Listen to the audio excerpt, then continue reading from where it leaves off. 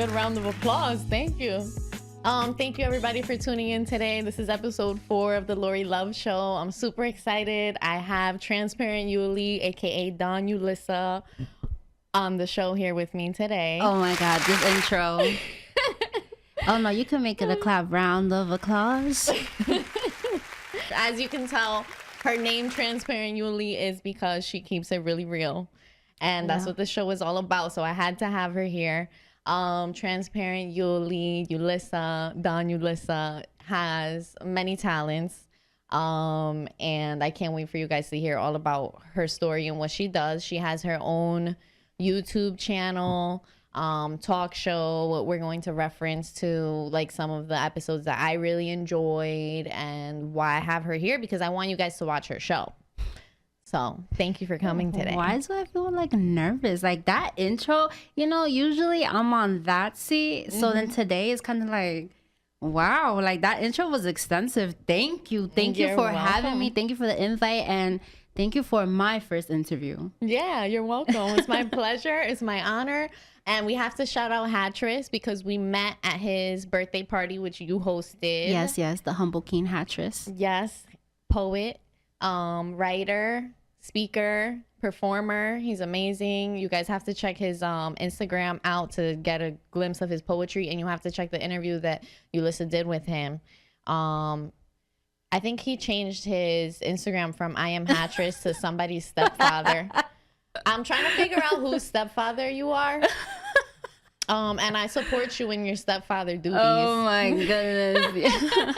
I'm really still trying to figure that out. But quick little promo, me and Hattress, we definitely are cooking some things up this summer. So if you're a creative, definitely follow him. He's amazing. He connects Somebody's amazing stepfather. people. He's definitely somebody's stepfather. His birthday party was amazing. He had so many great performers. So many You great were one of people. them. Thank you. Yeah, and it was just amazing, the love that was in that room too. Yeah. It was like nobody had shame or embarrassment to like go up to each other and be like, I really respect what you did. I really like it. And like I feel like he's opened so many friendships up.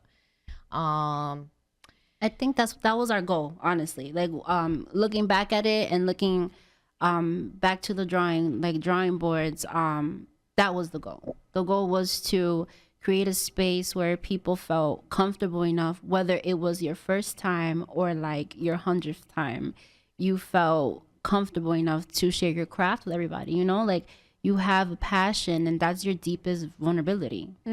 Absolutely. And you did a great job breaking the ice. Thank you.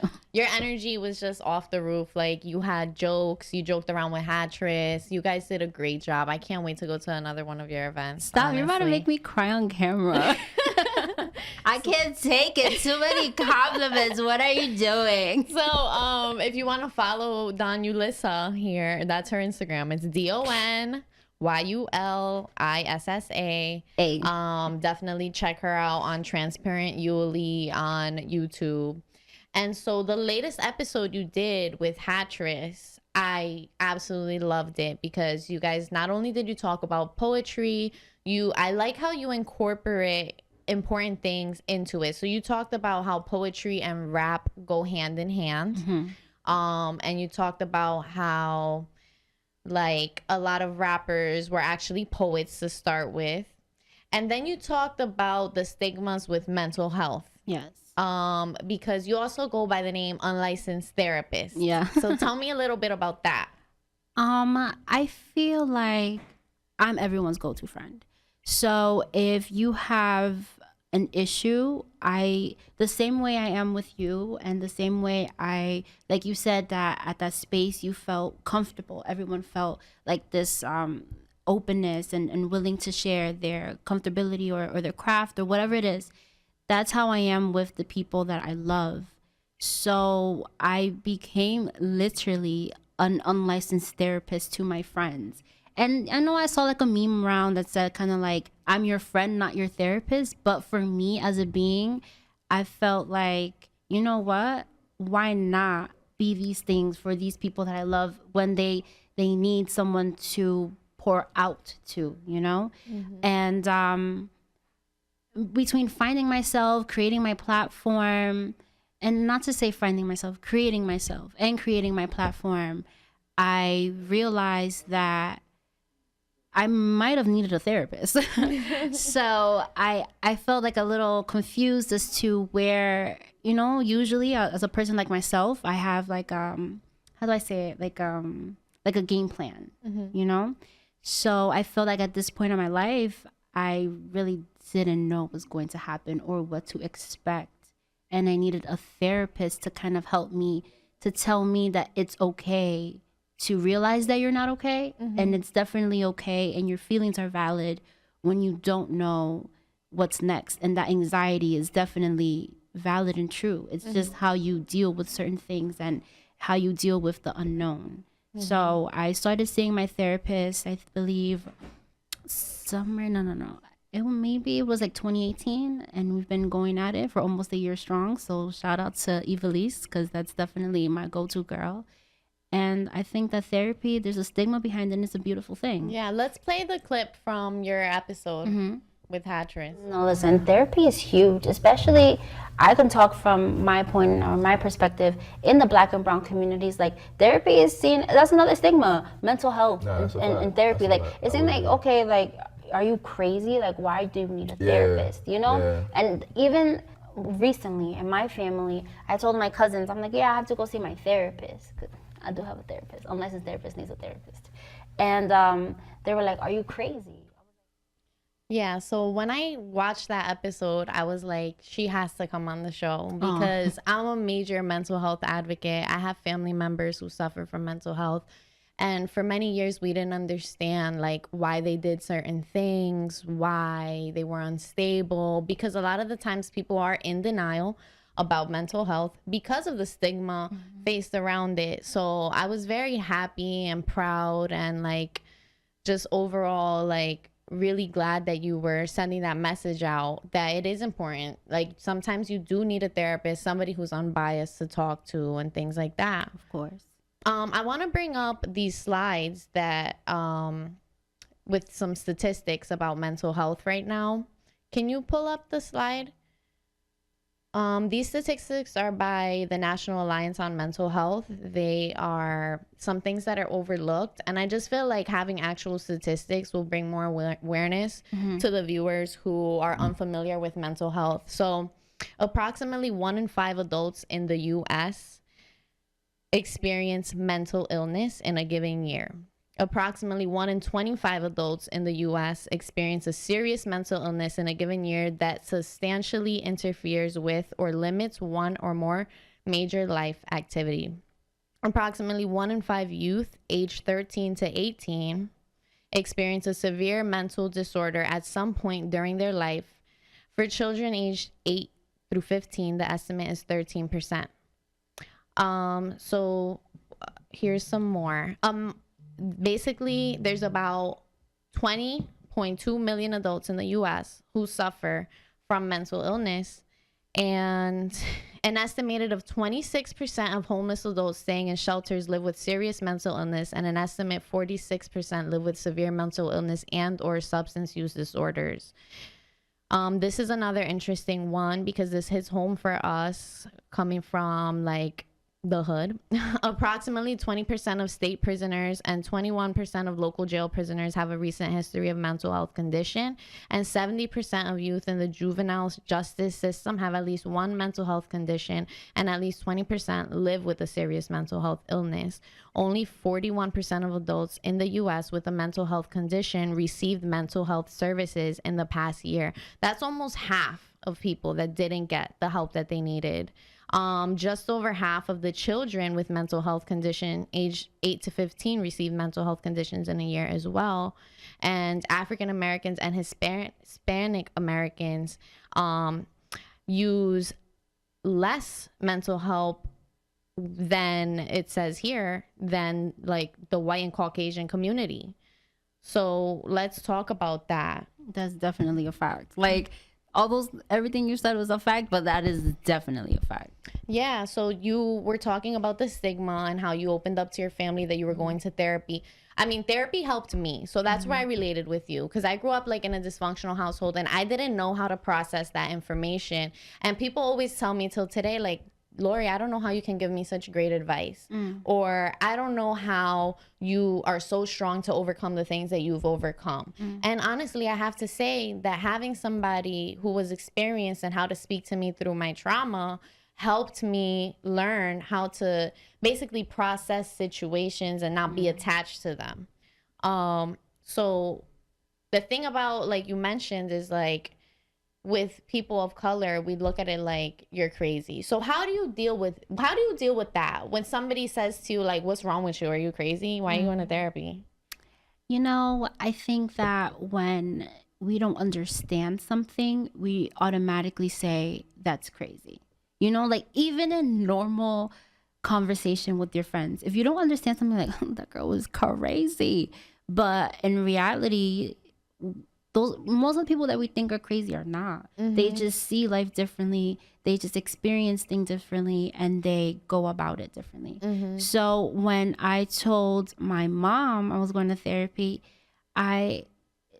maybe to the average person, you know, like people think that maybe if you need therapy, you have to be in a dysfunctional type of situation or something that's not considered air quotes normal, you know?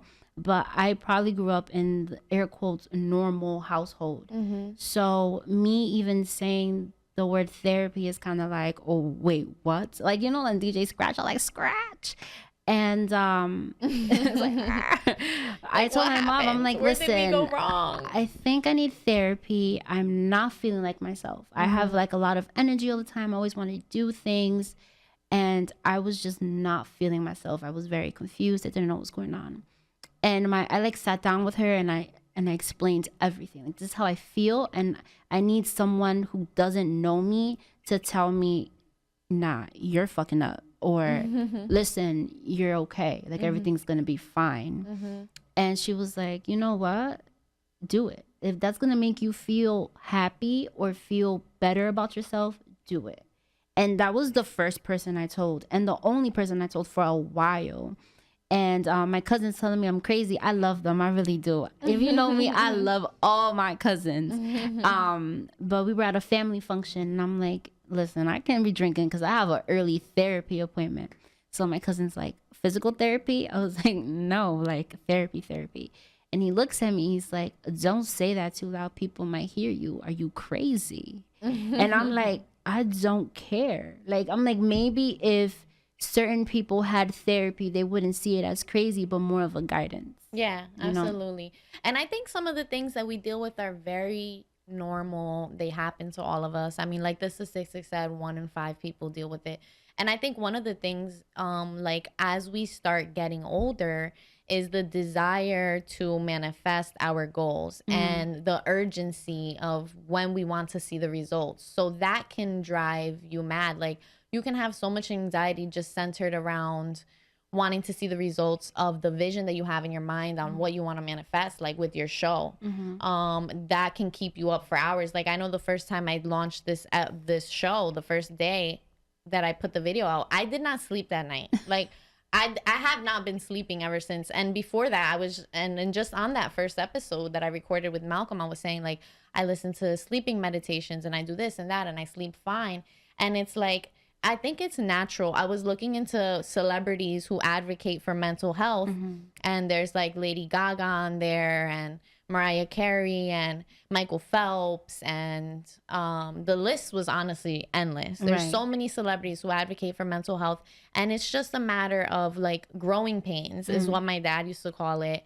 And it's like every new level that you reach in life, you experience new things, and sometimes you need somebody who is unbiased to kind of just hear you out and just tell you, like, you know, like, this is normal or it's not. I mean, the things that a therapist do, I can't do, but I can try to give somebody my advice only from my experience in life, which is why I think it's cool that you talk about different topics on your show. Oh yes, as thank well. you.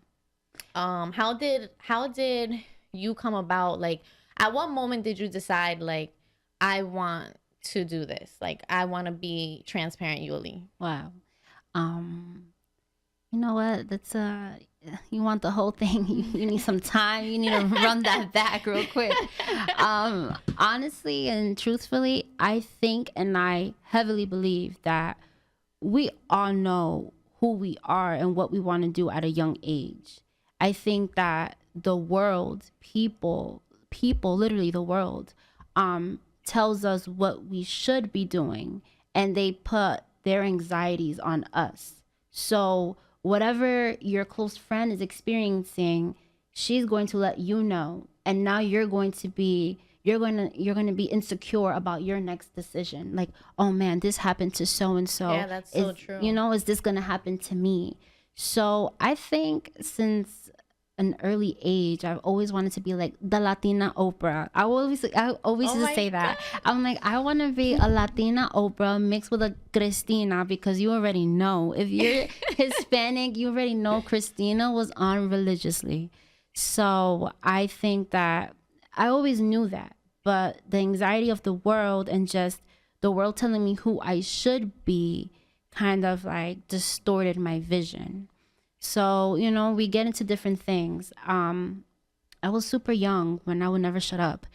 And I would never shut up. You know those, when I realized that I can call my friends on three-way, it was a wrap. And the phone never died. Because we never, you know, you had the cord phones. It wasn't cordless, so it never died. So I was on that phone for hours. And your parents are like, what do you need to talk about? You're like 10 years old. Like, what do you even have to talk about for so many hours? I knew everybody's gossip of the block. I knew it, you know?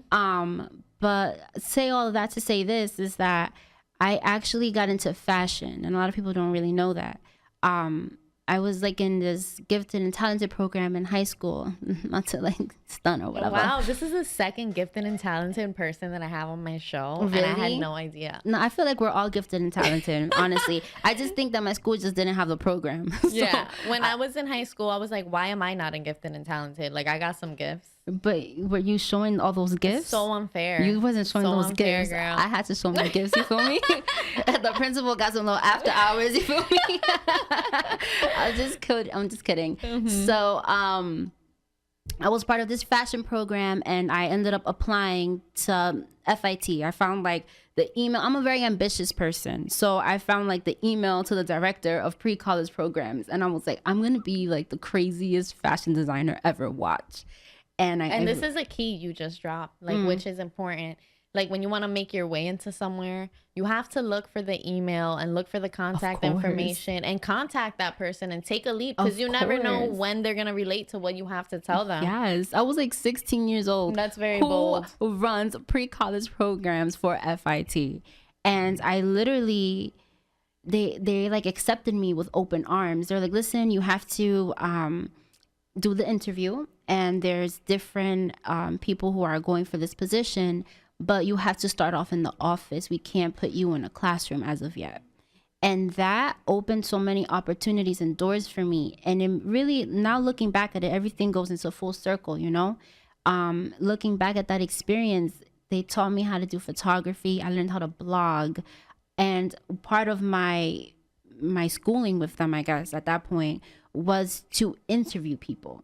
So I would interview people for this blog. I became like the manager of all interns for this blog. Like, it was like a big deal, right? That's awesome. And I had to interview all these like people that on the street that I saw that would either attend a fashion program or in the fashion industries. And I was able to go to art exhibits and interview the artists because of whatever, their outfits were outrageous or things like that. But I say all of that to say this is that at that moment, maybe I didn't realize that then, but now looking back, I loved people more than I loved the actual art.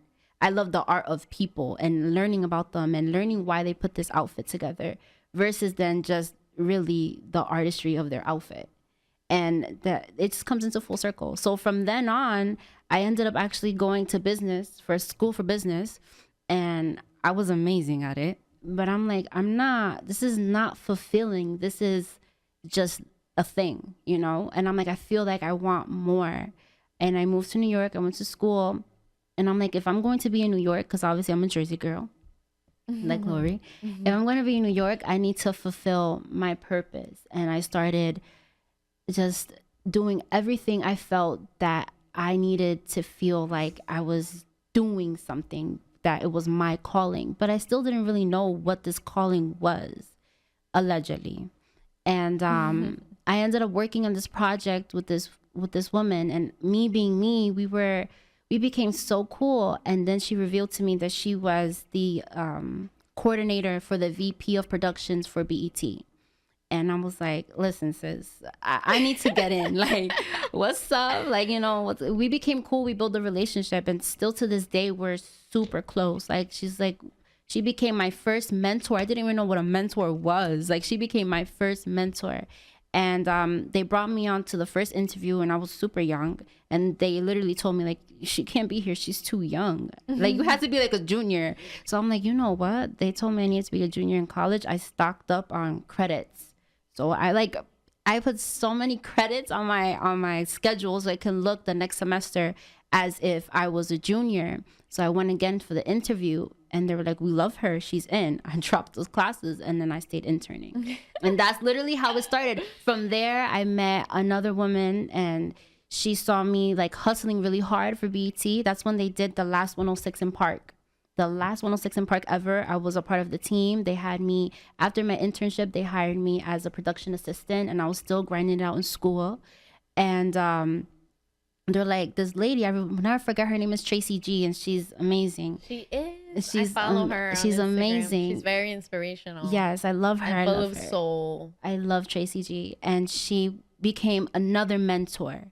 And she was like, listen, do you work for BET? What are you doing now that 106 in Park is done? I'm like, actually, I used to intern for them. I'm still in school full time. I'm literally just becoming a junior now.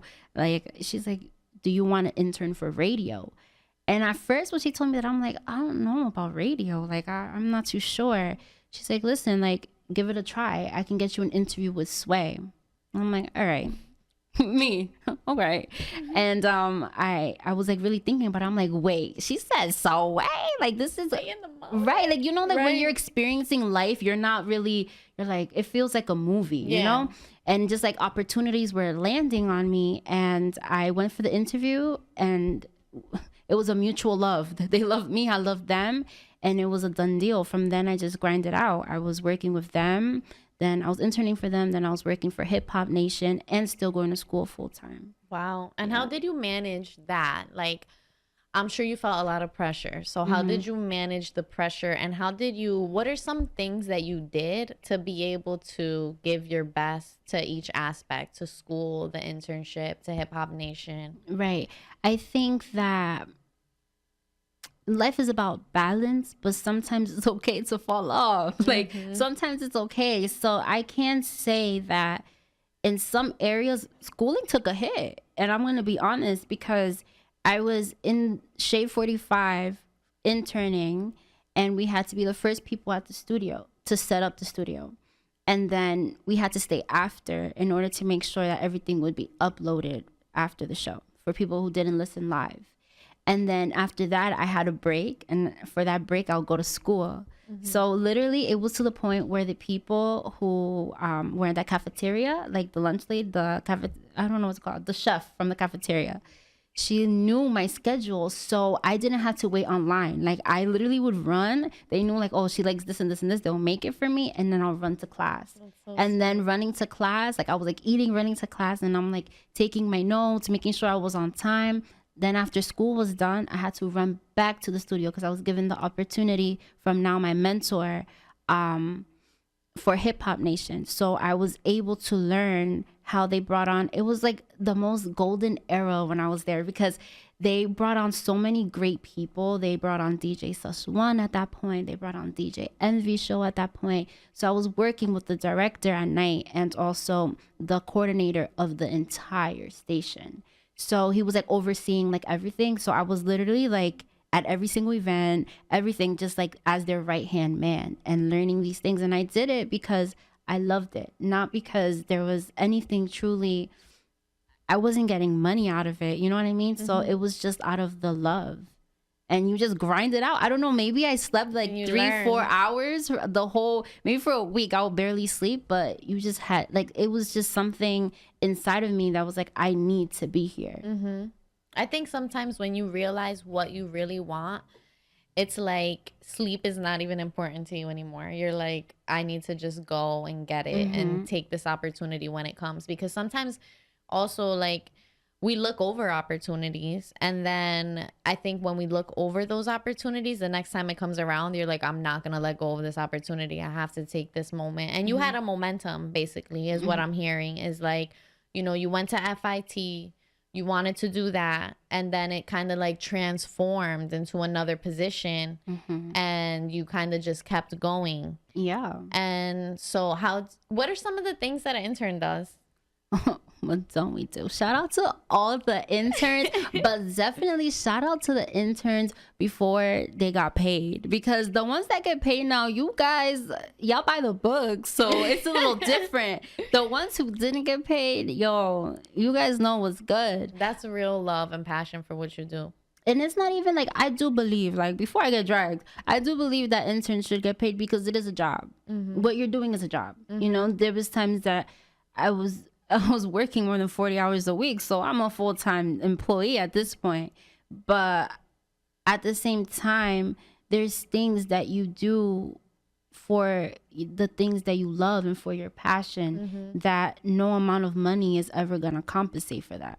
You know, there's experiences that I had, and there's advice that I was given, you know, that people would give to me just because I was in these spaces and places, and they still resonate with me, you know? So no amount of money is ever going to repay me for these words that are going to help me 20, 40, 30 years down the line, you know? Yeah, I can totally relate to that, because when I started doing poetry, a lot of the question was like, are you getting paid? Like, are you getting paid for your performances? Are you getting paid to like go to these events and things like that? And it was like, a lot of artists, a lot of entrepreneurs, and people who take risks and do something different, they do it because they love it. And by doing it because they love it, they further develop their craft, they get better at it, and they meet people who are on the same mission as them. So it's really important to not limit yourself to only doing things that are going to pay you. I was talking with a friend who is a director of film who's going to be on here in the future. His name is Dave. He works for Cinematic Brothers. And we were having this conversation about, which they're great. You guys should check them out.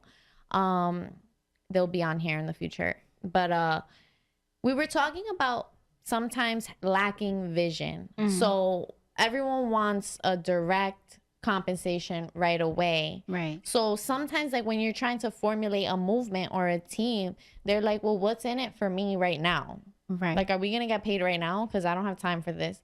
But it's like, when you look at artists who have gone on tour for free, you know, you look at like Oprah, you look at like your role models, and you really go into their bio. Like, I think it's important for anything that you want to do in life to look at who's already done it and learn about their, like, read their biography and see what they've done. Because a lot of the times they do things just to learn and to develop their craft and to be in those spaces with those people. And it's all a matter of timing, and just working and putting the work in so that you can see what works for you and what doesn't work for you. So when I was sharing my poetry, of course I wasn't getting paid, you know, but the thing to me was that I wanted to share an emotion. I wanted to be a part of something bigger than getting paid. I did it because I wanted to share what I learned through experience, because I also love people, and it makes me so happy to have you here, that we have that in common. Like, there's so much love in this room right here.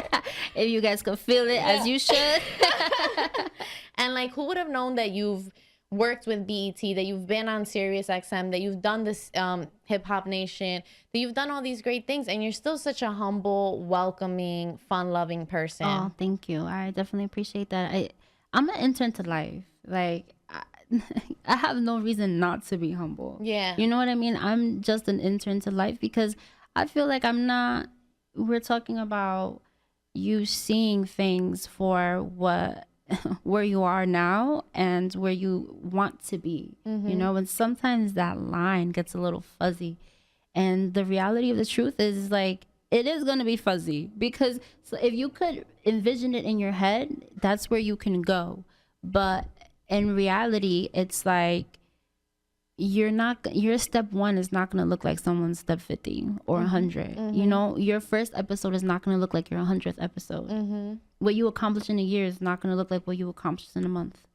So you'll get there, but it's just the marathon. Yeah, you know, absolutely.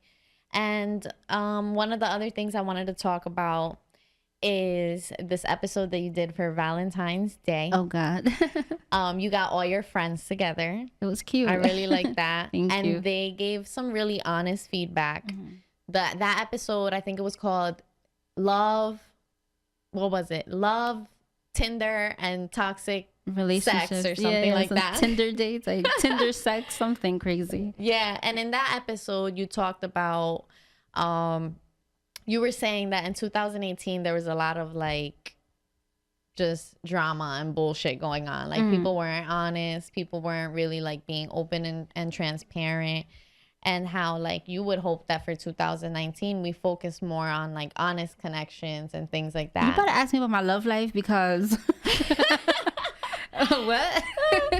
So, you know, Yulissa is usually the interviewer, so it's weird. I'm not going to ask you about your love life. We can talk about it.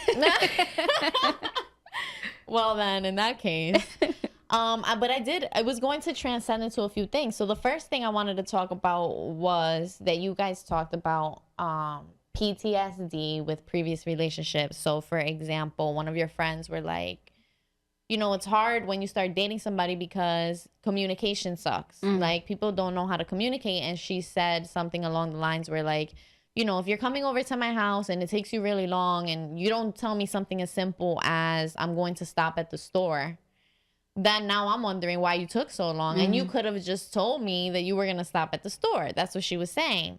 So someone else went on to say, like, you know, it just depends the type of person that they are. And you brought the point up that, like, if you've been cheated on and you've gone through something like that, you might develop PTSD from that. And so the future people that you date, you're going to subconsciously have a fear that they're cheating on you or doing the same thing. And so then you went on to talk about on the show, which I want you guys to watch this episode, please, because I think it's important.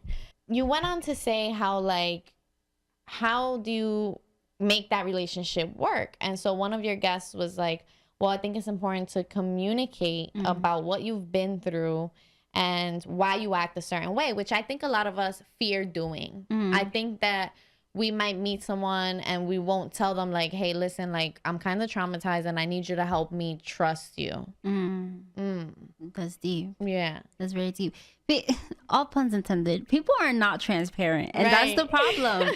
Honestly, that's definitely the problem. The problem is that we want, or we don't know how to communicate certain things, and then we build certain anxieties in our head, and it's like, stop the bullshit. Like, literally, there was someone that wanted to talk to me, and I heard that this person might have had another thing going on. So I was completely honest, and I'm like, honestly, do you want to be my man or do you want to fuck? And had he said, I just want to have sex with you, maybe in my mind I could have been like, I respect that. Right. But you sat there and was like, I kind of want to be your man. And I'm like, you're lying. Right. You know what I mean? Like, you're lying. Don't blatantly lie to me. And I think we get that a lot. And I think powerful women get that a lot, where men don't feel comfortable being honest with them about what they want, because they're like, oh, she doesn't play games. Like, I'm going to tell her that I want to take her serious, you know, and maybe they don't, and they're not even ready for that. Maybe I just want to play games. Right. Like, you know? Yeah. If we would stop so much confusion and so much hurt, you know, like, I think that people really don't realize how much hurt you put someone through just by not being honest. And I think something to take from that is also knowing what hurts you. Like, so, like, I had to learn, because my ex cheated on me, and that was very traumatizing to me. And it wasn't like the only ex that ever cheated on me, you know. Like, I've been in a few long-term relationships where I was cheated on, right? So I had to figure out, like, my first thing was, why is this happening to me? Like, what am I doing wrong? then the next thought was, okay, this doesn't have anything to say about me. It's just that maybe that person was curious, wanted to explore. We were young. Like, maybe there was something I wasn't doing that they wanted to do, you know, things like that. That's why communication is important. But the other thing is, when you get out of a relationship that has traumatized you, you have to give yourself time to heal. Because Definitely. I've experienced where I'm like, okay, you cheated on me. Well, I'm going to go date another guy in like a month, you know, so that I can forget about you. And like, because you can move on. Well, I can move on too. And all that did was hurt me more. And sometimes we do things out of spite. And all that does is hurt us more, because like, you move on to the next person too soon. You still have unhealed wounds. And now that person does something that hurts you. And it hurts like twice as much. Because you're like, oh my God, now everybody's hurting me. But really, you're hurting yourself. Wow. Because you're not giving yourself time to heal. So You just dropped, like, you know, that bomb? You just dropped a bomb of gems right there. yeah. We're both from Patterson. Yeah, Side Patterson, note. stand up. That's crazy. We met in Harlem. You're from Patterson, and I'm from Patterson. And look at It's us. crazy. Yeah, that is crazy. Patterson. Got, Shout you out know. to Patterson for teaching us the hard knock life and how to be strong. Because you have to be strong where we come from. You can't be weak. You feel me? But at the same time, no. At the same time, I feel like, let's really talk about it. I feel like, growing up, yes, I grew up in Patterson. That's definitely a hood. And then my parents moved into the suburbs, so I always felt like I didn't belong anywhere. Yeah, I just talked belong about that to on myself. The last episode, yeah. Yeah. You can feel left out because it's just a different culture too. And as Hispanics, we have so much culture with music, with family. We're very like loving. We look after each other. And then you can go somewhere else where it's like it's very selfish and it's a contrast in community. So it's hard, but it also teaches you how to get along with all types of people. Yeah. So tell me more about your plans with your show. Like, tell me more about like what we can expect from you, what you're working on. So oh my God, my baby. So my baby's turning 6 months. So it's half a year, and I'm very excited about that. Her show is her baby. That's my baby, my show, transparent. I think that, okay, so I'm gonna just give you an exclusive in this cute little story. Last year, I attended this event. It's called B.Y.O.B, Build Your Own Brand Live. And I attended this event. It was in DC, and I took a bus and I asked my friend, like, listen, can you guys come to DC with me and help me split this hotel room, because I need to go to this, you know, to this conference. I want to learn, and I want to meet these people. They were like, great, we're gonna go to party. I'm like, I'm fine with it. So my girls went down with me, and shout out to them, because that was very real. We took a bus down there, we split the rooms or whatnot. More of the story is, I attended this conference, and I wrote down a year later, because they were really promoting hard that it's going to be this Memorial Day weekend, May, the Memorial Day weekend that's coming up. I don't know when this drops, so I'm sorry. And basically, It'll be next week. Okay, so it'll be in time. So basically, I wrote down on I'm like a fan of like calendars. My iCal calendar tells me when to wake up, when to go to sleep, when to take a nap, everything. And I also write I have like a visual calendar, because I need to see things. And then I also have one in my room. It's actually kind of nuts, but it just helps me. It just helps me, honestly. No, it's important that you bring that up, because a lot of people who like, that's one of the most important things and tips that you'll get from a mentor is like, write things down, have a calendar, hold yourself accountable, set those goals, meet them. Because if you don't write it down, it's like every day you're thinking of new things, you're forgetting so many things that life involves. Like, Yeah, the definitely. fact that you write things down, I'm sure has helped you keep yourself on track. Yeah. Also, like, I can't always say that I've always been organized, because being unorganized helped me be organized, truthfully. But going back to the story, I wrote down it's just insane, honestly. I wrote down on my calendar for this year, for 2019, and I said, some way, somehow attend B.Y.B conference. And I wrote it on Memorial Day, because I didn't know it was going to be exactly which days. So on Memorial Day, I wrote that. That's the 27th Monday. And they like put out this thing, and they're like, listen, we need media. Like, if you have like a media company, if you have anything from media, please apply. We have an overwhelming amount of people, but we suggest you still apply. So I was really thinking about it. Going back to the last year again, I went to a different conference, and I wanted to meet this amazing woman. her name is Amber, and now she's like the senior vice president of globals for, I believe, I don't want to butcher it, so I'm not going to say, but it's definitely a record company. It's a huge record company. And I wanted to meet her because I felt at that point those anxieties that we're talking about, and I felt like I needed a mentorship. So I finessed my way in. Like, can't do anything about it now. I finessed my way in, and I asked my friend, yo, listen, use your email address, because she works for a big company, and help me get in. And she did. So this year I'm like, yo, I'm about to ask her for the same favor. And I had to really look at myself and like, no, my brand is called transparent. I'm going to be honest. I learned a lesson for doing that. And I'll probably tell you guys about that lesson later. But I learned a lesson about trying to finesse my way in. Yes, it's like the hustler about it, you know, hustler mentality. But had I been honest, I wouldn't have suffered certain consequences for doing so. So my mentor always tells me, like, if your brand is transparent, you need to be honest always. And I'm like, all right, fuck it. Let me apply as transparent. More of the story is this week I got the approval to cover and bring a team as media. So last year I attended the conference. This year, thank you. I'm covering it as media. So I get to interview these great people that are going to be on panels or after they're done with them and things like that. So it's level and stages and phases. And I'm learning that. My stage one, my 6-month baby, transparent, it's not going to be the same as my 2-year-old baby, transparent. And I have 5 nieces and nephews. And I see them growing, and they're a constant reminder that what they did at 6 months, what they did a year ago, was not what they do at 2, at 3. So that's the same accountability I hold to myself for when I want to get over and out of my head. Like, oh no, I should be here. No, stay the course. When you stay the course and you're consistent, everything falls into place. But in reality, does it? You know what I mean? Because it's like you were working for everything to fall into place. It wasn't a coincidence. Right. And it's like being patient with yourself is what's going to keep you in that healthy mental space where you can, instead of spend time on your frustration on like wanting to see certain results, you can use that patience to kind of guide you and see the bigger picture. Yeah, of course. Yeah. And so basically that's one thing that we're going down to Atlanta. My mentor, Reginald Hawkins, shout out to him. And Hatris is coming with me too. Awesome. Yeah, and my friend Rose, she's also a poet. So we're all going to Atlanta. That's my team that I'm bringing down with me. And we're going to cover this conference together. I'm also working on a summer series with Hatris and Rose to create more of a open spaces for creatives.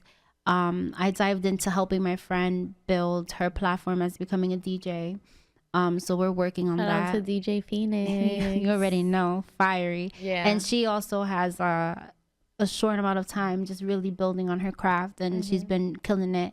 And as well, we're hosting brunch. I hosted brunch. We're gonna see where that goes. And besides that, just bringing brand awareness and also building on my podcast as well. You know, I think that there's a space for everyone. There's a place for everyone. And just bringing Lorri on my podcast, like, you already know, like, you know, the vibes, just building on the people around you. And I think that's super important, and something I've definitely learned, because we want these mentors, we want these people in certain positions to endorse us, air quotes, right? But in reality, if you think about it, back in the day in the rap game, upcoming rappers needed that endorsement by someone who was already big. Now people choose, the streamings choose, you know what I mean? So it's different. If you look across instead of always looking vertical and up, you will see that so many people around you are willing to work 15 hours for you for free because they believe in you. Versus, let's say if I reach out to Oprah's gonna be like, you're dope, but I don't have time for you right now. I got too many things going on, you know what I mean? So my friends could literally sit there, and people, it doesn't even have to be your friends, people that become your friends, like we became friends, you know what I mean? They could sit there and put the time and the energy and the effort and grind it out with you, and hop in a car and go to Atlanta because they believe in you. People who are already established, what do I have to offer them right now? You know? So I think just learning that and just understanding that everyone who's willing to build across will always make it vertically. When you bring everyone together, you know what I mean, has just been the base of my platform. And I think it's beautiful that you mentioned to look across and to build a team with people, and it doesn't have to be your lifelong friends. Because like I used to go to poetry events by myself, you know, and from then till now I've developed so many friendships and things that I have in common with people, like the nonprofit that I want to create. By putting it out there, I've met people who are aligned on that same mission. And also like my mentor, which is Sandoval Solutions, which you should follow. He works with companies to develop brand strategics and building brands, and he's just full of knowledge. And I met him through mutual friends, and had I not just been bold enough to say what I do, we wouldn't have connected. And that's been a mentor to me for, I believe, for almost 2 years now. Wow. And it's true, like sometimes you need to just believe in yourself and put yourself out there, and you will meet people who will support you because they believe in what you're doing. So it doesn't matter if you feel alone in your dream right now. What matters is that you put yourself out there and you communicate and stay humble and talk to people so that you can create that. Like when you were telling me what you're telling me about Hattress and Rose, I was thinking about like Junior Mafia. I was thinking about like Biggie and P. Diddy, and I was thinking about Little Kim, and I was gonna say, who's Little Kim and though? Little C's, and like, you know, and I was thinking about, because I think, and Little Kim was on the radio on Biggie's birthday recently, and she was saying, they're like, well, how did you become, like, how did you get down with the squad? Like, how were you rapping? And she was like, well, I was just always fly, and I was just always around. And, you know, I used to just hang around. Like, I wasn't rapping at first. She's like, but then because I was part of the team and I supported the mission, it just turned into that, you know? And it's like, when you love something, it doesn't matter if you have a specific talent or a specific door or somebody that you know. Sometimes just by being that friend to somebody, you can motivate them, or sharing some sort of knowledge or support to that person, you can push them to a next level where they can then put you in the position where you are useful. Yeah, definitely. I definitely agree. And I think it's important that you're saying like you supporting your friends, and sometimes you get more support from strangers than what you do from your own family and friends. And that's a fact. It's not a shade to anybody, but maybe strangers could really see your vision or believe in it more than people who are around you, and that's okay. And I feel like that's the point. Like, it's okay for your air quotes friends not to understand what you're doing. It's a lack of understanding, you know? You just make me more and more happy as the episode goes, because I have this conversation very often with other artists and other entrepreneurs who are like, my friends and my family don't understand my mission. Like, I want them to show up for me at my shows. I want them to like push me or help me with this and that. And they don't see it. They don't support me, and it hurts. It does. It does hurt. And it's not until you realize that the support is going to come. Of course. Like, and it's going to come from people who genuinely relate to what you're doing. Right. And that's really what you want. So instead of putting out that negative energy, because I see it all the time on Instagram. You cannot. You put out this negative energy like, oh, people don't support me now. Well, later they better not come around. Like, that's bad energy, because here's the thing. Maybe that person that you're thinking about and you're subliminally messaging about is busy right now. Maybe they have so much going on and they don't want to hit you with excuses. They just kind of fade away because they can't support you the way they want to. Or maybe they're not into, maybe where they at in life right now, they're not into talk shows, or maybe they're not into rap music, or maybe they're not into podcasts. But maybe you keep doing it for so long, and then one day you do a song or you put an episode out that really resonates with them, and it catches their attention, and they're like, whoa, I'm ready to support now. You know what? You want to keep that door open. Man, like, I don't want to say that I agree and disagree with you at the same damn time, even with myself, because I said you can't do that. I feel like you can't take away from the people that show up. Yeah. So let's say you have a show and you're like broadcasting the show and only 5 people show up, right? And you expect that, God knows, maybe 50. And these 5, and now you're sitting on social media dwelling about these 50 people that didn't show up, or these 45 people that didn't show up. And now these 5 people are like, damn, what about me? Exactly. You have to celebrate them that much more, like if they were those 50 people. And I had to learn that. Yeah. You know, I had to stop feeling sad about people who didn't show up and celebrate the people that did show up that much more. Absolutely. You know what I mean? And to go back to what you were saying about, you know, Dame Dash said it the best. He said, a repost is free. And that's how I know if you fuck with me. So I say all that to say this is like, yo, you don't have to rock with my podcast. You don't have to rock with my music. You don't have to show up because maybe you couldn't physically be there, but you could have reposted my shit. You know? That's love. Like, don't tell me you love me and then you can't even just repost my shit. You do that all the time. You repost everybody. Yeah. Everyone that you generally feel they show you love, you repost them. No, I don't even repost people who show me love. Like, I think people show me love because I repost them, or maybe because they like what I do. I don't really put too much thought into that, to be honest. I just want to put out a vibe about what resonates with me and just build a community of people who resonate with what resonates with me, because I felt alone a lot. And so by being honest and just being open and showing love, it has opened a lot of doors for me. But the thing is, like, even if it's just a quote that somebody else got from somebody else's page, I'll still give them the credit because I found it through them. And I think that we're in a time where you have to give people credit for what they bring to you, for what they teach you, what they put you up on. And, you know, it just happened to work out that, like, when I was doing it, I really wasn't thinking about it. It's just that I'm an artist, and I've had conversations with people where they literally take the conversation and create art out of it and don't give me the credit, you know, and I've seen it happen to where it's like almost immediate. Like, I'll have that conversation with this person yesterday, and the next day they're posting my exact words when they're not giving me credit for it. And that hurt me.